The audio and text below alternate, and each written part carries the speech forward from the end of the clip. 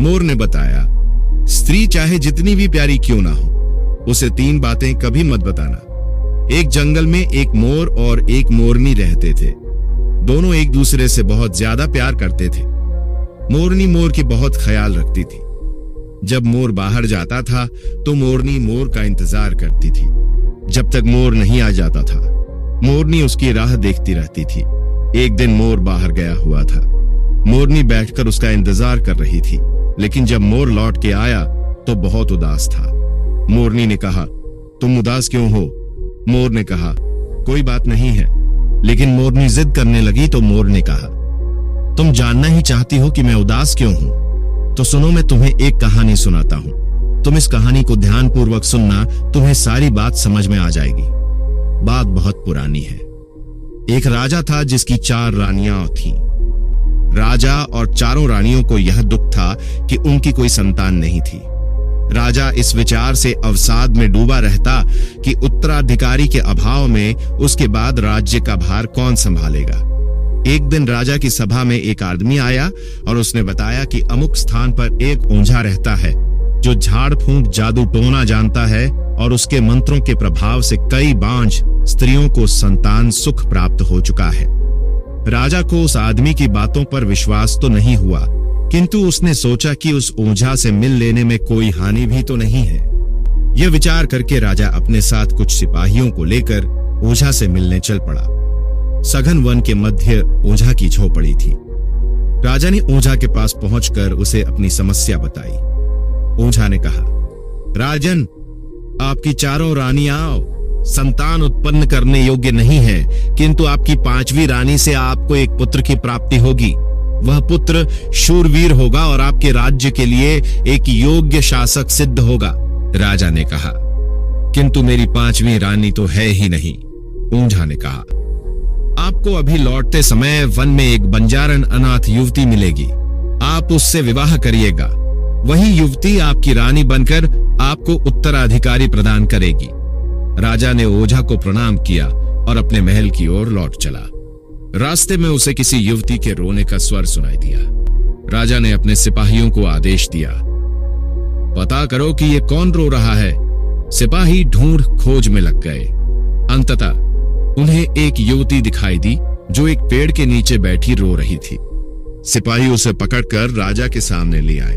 राजा ने उस युवती से पूछा, तुम कौन हो? यहां घने वन में क्यों रो रही हो? मैं एक अनाथ हूं।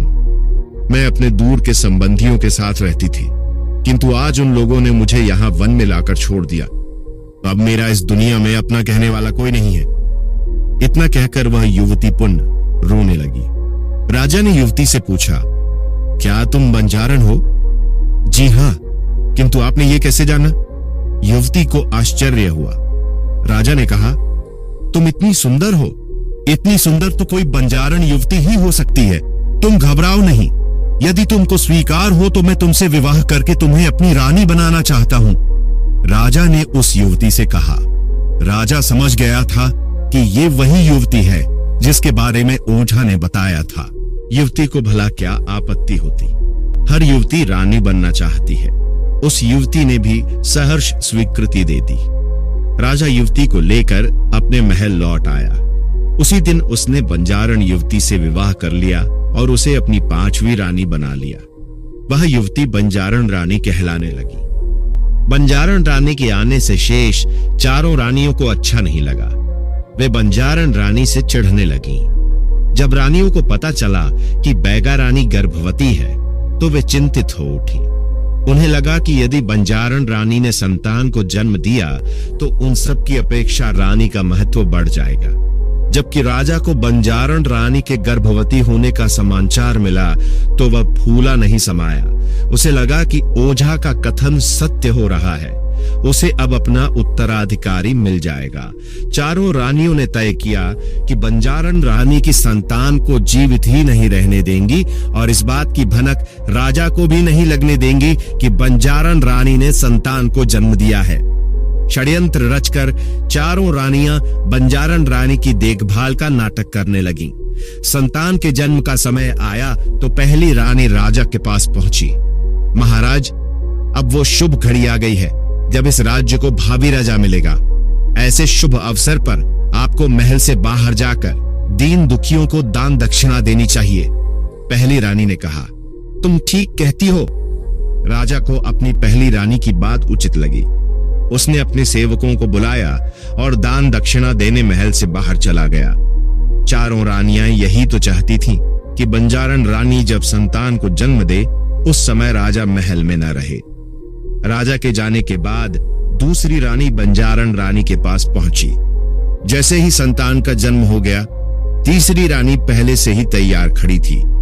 उसने बंजारण रानी की संतान को, जो कि एक सुंदर पुत्र था, उठाकर चौथी रानी को सौंप दिया और पुत्र के स्थान पर एक गोल पत्थर रख दिया।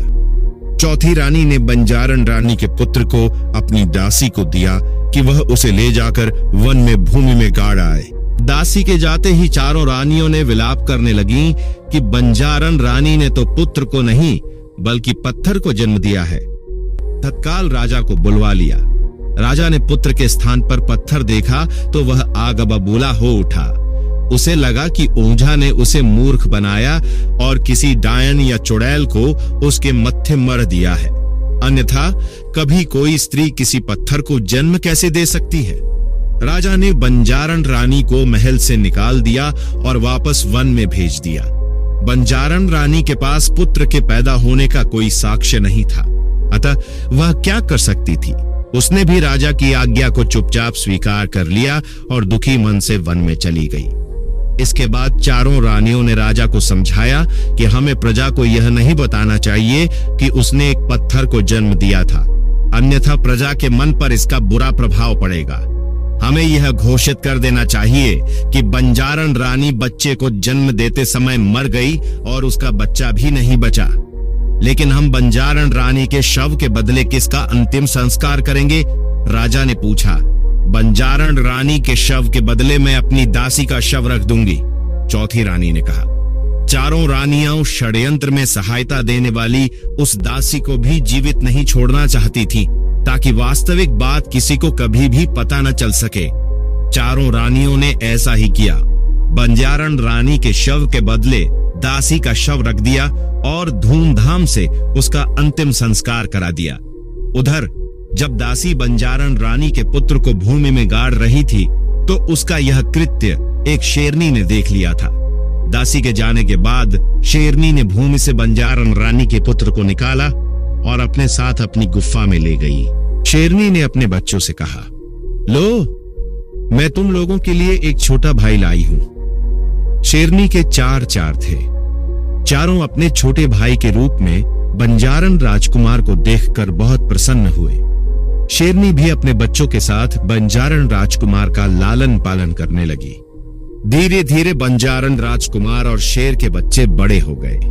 बंजारण राजकुमार एक सुंदर युवक बन गया और शेर के बच्चे बलशाली शेरों के रूप में विकसित हो गए।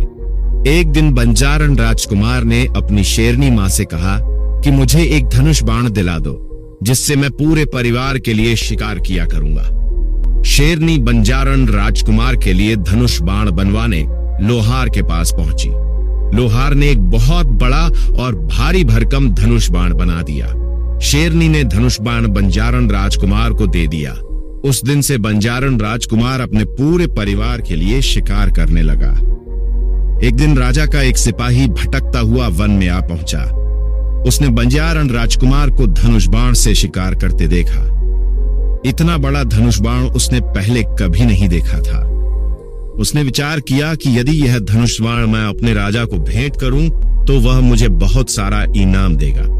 इस लोभ में पड़कर सिपाही ने बंजारण राजकुमार का पीछा किया। शिकार करते करते जब बंजारण राजकुमार थक कर सुस्ताने बैठ गया और उसे झपकी लग गई तो सिपाही ने चुपके से उसका धनुष बाण अपनी पीठ पर लादा और भाग खड़ा हुआ।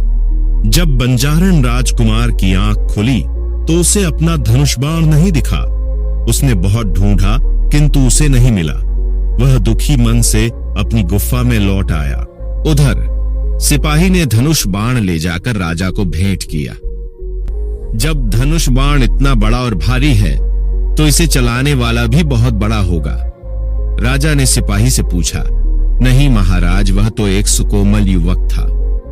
सिपाही के मुख से असली बात निकल गई। ये सुनकर राजा को सिपाही पर बहुत क्रोध आया कि वह उसे चोरी का सामान भेंट कर रहा है। साथ ही उसे यह जिज्ञासा हुई कि वह युवक कौन है, देखने में कैसा है, जिसका यह धनुष बाण है। राजा ने विचार किया कि यह धनुष बाण उस युवक को वापस कर देना चाहिए, और जब वह युवक इसे लेने आएगा तो उसे वे देख भी लेंगे।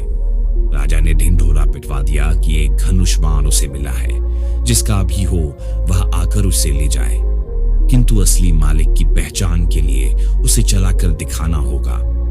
ये समाचार पक्षियों के द्वारा शेरनी के पास पहुंचा। चारों शेरों ने भी सुना। वे अपने छोटे भाई का धनुष बाण वापस लाने को उद्यत हो उठे, किंतु शेरनी ने उन्हें समझाया कि उनका मनुष्यों के बीच जाना उचित नहीं है। बंजारन राजकुमार को ही जाना होगा। इसके बाद बंजारन राजकुमार राजा से मिलने अकेले चल पड़ा। राजा के महल के पास पहुंचकर उसे प्यास लगाई। बंजारन राजकुमार महल के पास स्थित पोखर में पानी पीने को रुका। जिस समय वह पानी पी रहा था, उसी समय महल की अटारी से राजा की चारों रानियों ने झांककर नीचे देखा। उन्हें बंजारन राजकुमार दिखाई दे गया। चारों रानियों को बंजारन राजकुमार की वेशभूषा बड़ी विचित्र लगी। वे बंजारन राजकुमार का उपहास करने लगी। देखो देखो, हमारे महल के पास ये कैसा पशु आया है। एक रानी ने बंजारन राजकुमार का मजाक उड़ाते हुए कहा। हाँ, मुझे तो यह पशु बड़ा विचित्र दिखाई पड़ता है। दूसरी रानी हाँ में हाँ मिलाती हुई बोली। इसे तो राजा से कहकर किसी पिंजरे में बंद करवा देना चाहिए। तीसरी रानी ने हंसते हुए कहा, यह नहीं, इसे तो वापस जंगल में भगा देना चाहिए।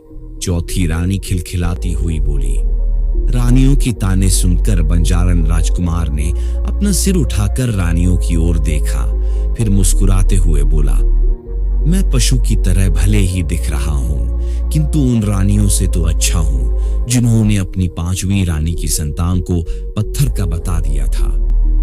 इतना कहकर बंजारन राजकुमार महल के द्वार की ओर बढ़ गया, किंतु उसकी यह बात सुनकर चारों रानियों सन्न रह गईं। हमने तो यह बात सबसे छिपाई थी, राजा जी ने भी किसी को नहीं बताया। हमने अपनी उस दासी को भी मरवा दिया था जो यह भेद जानती थी। फिर इस युवक को कैसे यह भेद मालूम है? पहली रानी चिंतित होकर बोली, यह नहीं, इसे तो वापस जंगल में भगा देना चाहिए। हाँ, ये तो बड़े संकट का विषय है। हमें इस युवक की गतिविधियों पर ध्यान देना होगा, दूसरी रानी ने कहा। इसके बाद चारों रानियों ने अपनी विश्वस्त दासी को राजकुमार के पीछे लगा दिया। कुछ देर बाद दासी ने आकर रानियों को बताया कि वह युवक धनुष बाण चलाने आया है। रानियों ने यह सुना तो उन्होंने योजना बनाई कि वह युवक चाहे धनुष बाण चला पाए या न चला पाए, किंतु इस परीक्षा के बाद उसे मरवा देना होगा, ताकि रानियों का भेद वह किसी और को न बता सके। बंजारन राजकुमार को मरवाने के लिए रानियों ने 2 सिपाही उस स्थान पर भेज दिए जहां बंजारन राजकुमार को धनुष बाण की परीक्षा देनी थी।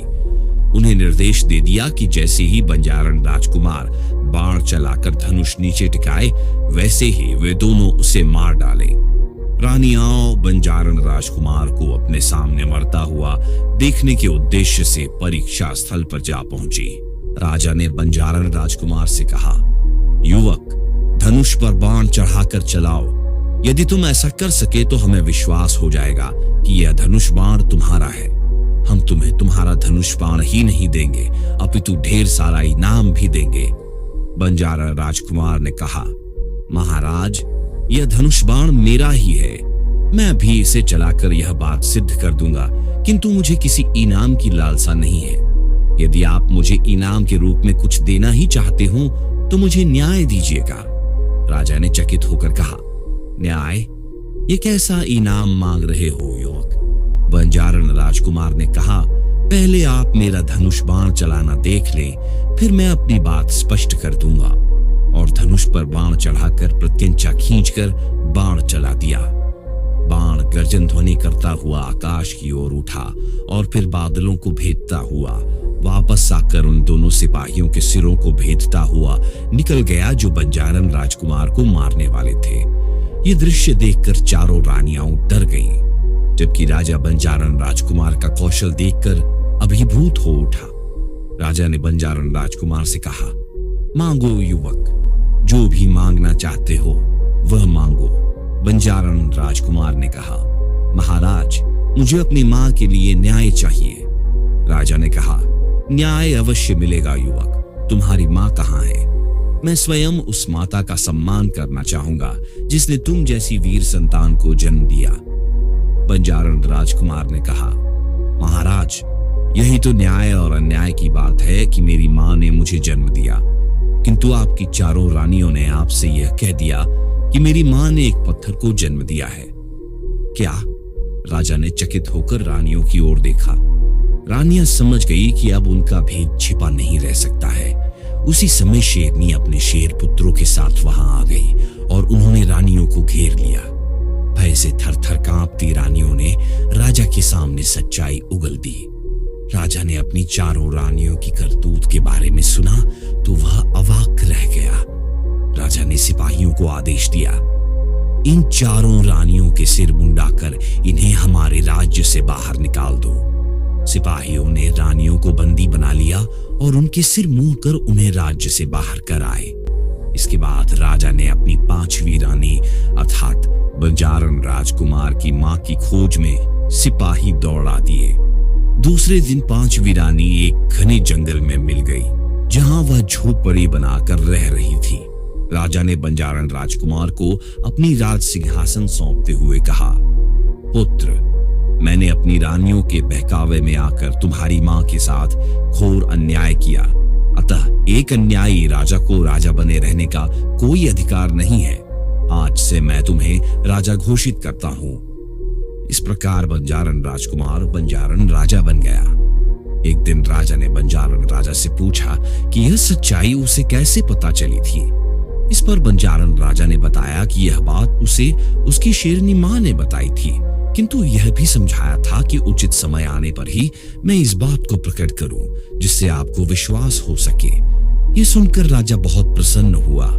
उसने शेरनी और उसके पुत्रों को धन्यवाद दिया।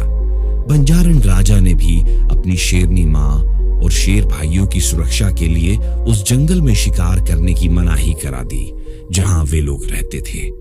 इसके बाद बंजारण राजा न्यायपूर्वक राज्य करने लगा। मोर ने मोरनी से कहा, प्रिय, इस घटना के बाद राजा ने कुछ ऐसा सीखा जिसे अपनी पत्नी के साथ कभी शेयर नहीं करना चाहिए, जो मैं आज तुम्हें बताने जा रहा हूं। पति को कभी भी पत्नी को अपने हुए अपमान के बारे में नहीं बताना चाहिए। ऐसा माना जाता है कि अगर महिलाओं को इस बात की जानकारी होती है तो वह इस अपमान का समय समय पर ताना देने से चूकती नहीं है। अगर पति के अंदर कोई भी कमजोरी है तो पति को इस कमजोरी के बारे में अपनी पत्नी से साझा नहीं करनी चाहिए। यदि पत्नी को आपकी कमजोरी पता चल गई तो वो अपनी बात मनवाने के लिए आपकी कमजोरी पर ही प्रहार कर सकती है। इसलिए अपनी कमजोरी कभी न पत्नी को बताएं, न किसी अन्य व्यक्ति को। चाहे पत्नी कितनी भी खूबसूरत हो, उसे अपने अतीत की जानकारी कभी न दें। जो बीत चुका है वो दौर न आएगा। इसके लिए भविष्य में आगे बढ़ने पर ध्यान दें। अगर आप अपनी धर्मपत्नी से अतीत की जानकारी शेयर करते हैं तो भविष्य में किसी भी मौका पर जब पत्नी नाराज होगी तो आपके अतीत को जरूर दोहराने की कोशिश करेगी। अपनी कमाई की जानकारी भी पत्नी को नहीं देनी चाहिए। आप कितना कमा रहे हैं, इसकी जानकारी आपको और आपकी कंपनी को होनी चाहिए। अगर पत्नी को आपकी कमाई का पता चल गया तो वह आपके बजट को बिगड़ सकती है, साथ ही आपके व्यक्तिगत खर्चे पर भी लगाम लगा सकती है। अपनी पत्नी को दान के बारे में कभी न बताएं। शास्त्रों में निहित है कि दान की जानकारी किसी से शेयर नहीं करनी चाहिए। अगर करते हैं तो दान का पुण्य प्राप्त नहीं होता है। खासकर पत्नी को तो भूल कर भी नहीं बताना चाहिए। बजट बिगड़ देने पर आपकी पत्नी दान देने के ताने मार सकती है। इसके लिए दान गुप्त तरीके से करें।